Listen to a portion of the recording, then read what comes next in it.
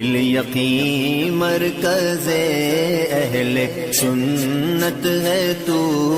ये तेरी मरकज़ियत। अस्सलामु अलैकुम रहमतुल्लाहि व बरकातुहू।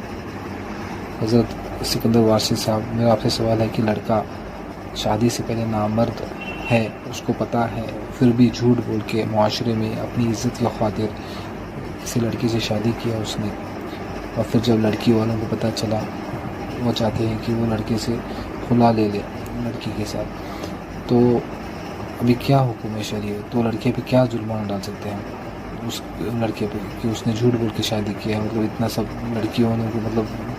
इज़्ज़त सब दाव पे लगा दी उसने, क्या हुक्म रहेगा उस वजह के दायरे में? लड़के को हम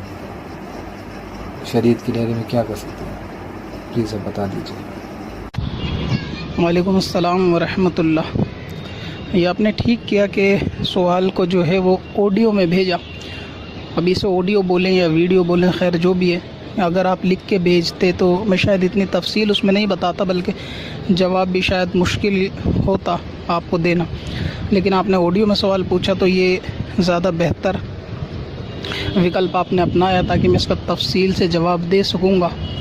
और क्योंकि सवाल जो है वो इतना कॉमन और जनरल है कि अक्सर तलाक़ के मसाइल में ये सवाल लोग अक्सर पूछते ही रहते हैं, और पूछते उस वक्त हैं जब तलाक़ हो चुकी होती है। यानी ऐसी सूरतों में घर वाले तलाक़ करवा देते हैं पहले, उसके बाद ये सवाल पूछते हैं कि ये सूरत हाल थी तो तलाक़ करा दी गई या तलाक़ ले ली गई। हालांकि वो मामलों में बाज़ में तो तलाक़ ज़रूरी भी नहीं होता लेना, और बाज़ में तलाक़ से पहले कुछ मामलात होते हैं तो वो लोग जल्दबाजी में तलाक़ जो है वो करवा के घर को यानी बर्बाद करना या ख़त्म करवा देने वाले मामलों को अपना लेते हैं। अभी जैसा आपका सवाल है कि कोई शख्स के जो नामर्द है और उसने अपने इस ऐब को छुपा कर शादी कर ली, और अब वो क्या करे, बाद निकाह मालूम चला कि वो नामर्द है। सबसे पहले नामर्द क्या होता है उसको शरीयत के एतबार से समझ लेते हैं, उनकी किन सूरतों में तलाक़ का क्या क्या प्रोसेस हो सकता है उसको थोड़ा समझ लेते हैं, तो आपको ये जवाब समझने में थोड़ी आसानी होगी। क्योंकि सवाल बार बार आता है तो लिख कर बार बार तफसील देना मुमकिन नहीं होता, तो इसलिए मैं इसको वीडियो में या ऑडियो में रिकॉर्ड कर देता हूँ, ताकि आइंदा के लिए भी ये मसला जो है आप किसी को अगर पेश आए तो वो इसको सुन के इससे फ़ायदा उठा सके। और इससे पहले भी कई बार तब सवाल आया, क्योंकि वो तहरीर में लिख के आया और ये सवाल में लिख के देना नहीं चाहता था, क्योंकि बाज़ लोगों को बदगुमानी होती है कि कुछ सवाल चैनल पर आते नहीं हैं बल्कि बनाए जाते हैं, तो इसलिए आपने ऑडियो में पूछा तो ये कंफर्म भी हो जाएगा कि सवाल साहिल की तरफ से आया है। तो सबसे पहले ये कि नामर्द वाला जो आपने मामला सवाल में आपने पेश किया है, तो शरीयत में नामर्द उसको कहा जाता है, यानी ऐसे शख्स को कहा जाता है कि जो शख्स औरत के साथ हम बिस्तरी करने पर कादिर ना हो,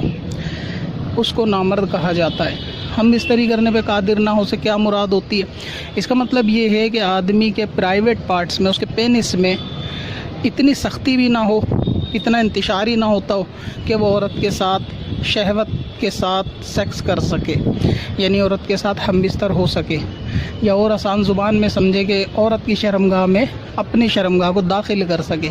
अगर कोई आदमी इस कदर मरीज़ है, जिसको आम ज़ुबान में आप किन्नर कह सकते हैं या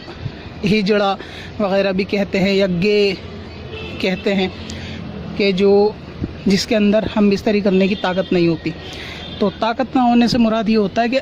उसके मखसूस पार्ट में, उसके पेनिस में इंतशार नहीं होता, सख्ती नहीं होती कि वो औरत के साथ सेक्स कर सके, या इस तरफ उसका रुझान ही नहीं जाता, उसको शहवत ही पैदा नहीं होती, ये सब मामले करने की, तो उसको कहा जाता है नामर्द। अब ये होता कैसे है, इसके भी कुछ प्रोसेस होते हैं। एक तो होता कुदरती तौर से, यानी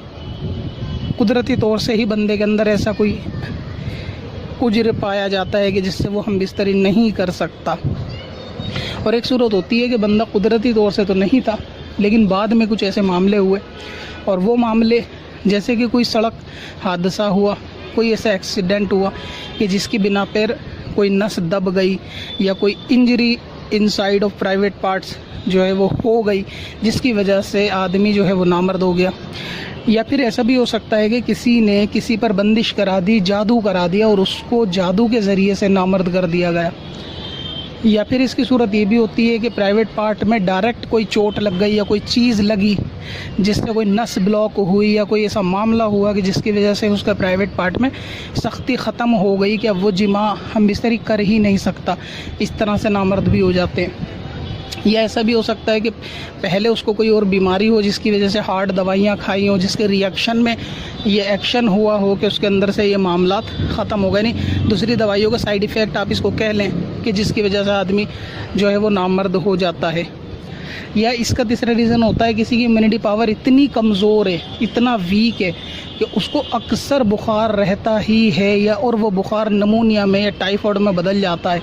अक्सर। तो ऐसे शख्स को भी इस तरीके की बीमारी पेश आती है। लेकिन बीमारी यानी ये जो बुखार वाली बीमारी होती है, इसके अंदर आदमी हम बिस्तरी पे कादिर होता है, इसमें स्पर्म मोटिलिटी या फिर ये कि स्पर्म क्वालिटी के अंदर फ़र्क पड़ता है, लेकिन हम बिस्तरी या जिमा करने या इंतशार पे फ़र्क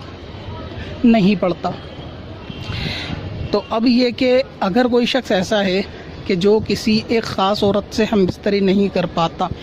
लेकिन दूसरियों से हम बिस्तरी पे कादिर है, मसलन ये कि किसी की एक से ज़ायद बीवियाँ हैं, अब वो एक के साथ हम बिस्तरी नहीं कर पाता, दूसरी के साथ कर पाता है, और जो पहले के साथ नहीं कर पाता वो किसी ने इसको बंदिश या जादू करा दिया किसी आपसी रंजिश की वजह से, या घर ख़ानदानों में भी होता है कि फ़लाँ की शादी फ़लाँ से ना हो, हमारी बेटी से हो जाए, इस तरीके के मामले में, तो फिर भी वो शख्स जो है वो मुकम्मल तौर से नामर्द करार नहीं पाएगा, बल्कि वो उस औरत के हक़ में नामर्द करार पाएगा जिसके साथ हम बिस्तरी नहीं कर पा रहा, और जिसके साथ वो हम बिस्तरी कर पा रहा है उसके साथ वो मर्द करार पाएगा। तो किसी भी शख्स का नामर्द होना या शरीयत में नामर्द करार देना जिसकी बिना पर तलाक़ें कराई जाती हैं, वो उसी वक्त होता है कि जब कि आदमी को ये तहकीक हो कि वो हम बिस्तरी पर कादिर है या नहीं, ये तहकीक, ना कि इसका मामला स्पर्म के ऊपर या इस तरीके की टेस्ट या इस तरीके की रिपोर्ट्स या औलाद के होने ना होने के बेस्ड पर नहीं होता। तो अब ये कि आपने जैसा सवाल किया कि अगर कोई शख्स ऐसा है कि वो नामर्द है, उसने बात छुपाई, तो अगर वाकई सूरत, ये मैंने तारीफ़ इसलिए बताया ताकि आपको आगे सवाल समझने में आसानी हो जाए कि कहाँ पे तलाक़ की गुंजाइश होती है और कहाँ पर वक्त देने की गुंजाइश होती है। अब अगर सूरत यही है जैसा कि आपने बयान किया कि कोई शख्स नामर्द था और उसने शादी कर ली, तो अब आप समझ गए होंगे कि नामर्द होना किसको कहते हैं, यानी हम बिस्तरी ना कर पाना उसको नामर्द कहते हैं। तो ऐसे शख्स को निकाह करना ये जायज़ नहीं है। अगर कोई शख्स ऐसा है कि वो नामर्द है, हम बिस्तरी ही नहीं कर पाता, औरत की तरफ रुझान ही नहीं होता, उसका सेक्स करने का दिल ही नहीं होता, उसका करता ही नहीं है वो, और कोशिश भी करता है तो कर नहीं पाता, तो ऐसी सूरत में उसको निकाह करना ये जायज़ नहीं है, बल्कि निकाह करेगा तो गुनहगार होगा। और अगर बिलफर्ज ऐसे शख्स ने चोरी यानी छिपा के